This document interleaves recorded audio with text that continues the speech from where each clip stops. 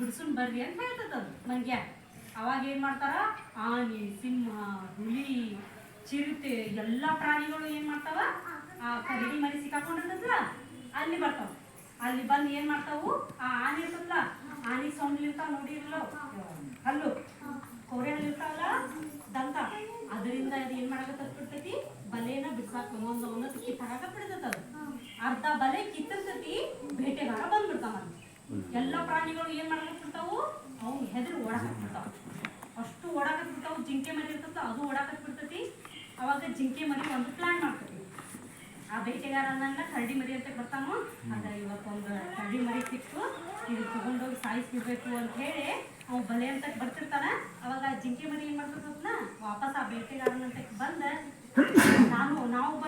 ನಾವು ಅದನ್ನ ಇಲ್ಲಿ ಅಂತ ತಗೊಂಡ್ಬಿಡ್ತದ ಅವ್ನ ಮುಂದೆ ಬಂದ. ಅವಾಗ ಈ ಕರಡಿ ಮರಿ ಜೊತೆ ಈ ಜಿಂಕೆ ಮರಿ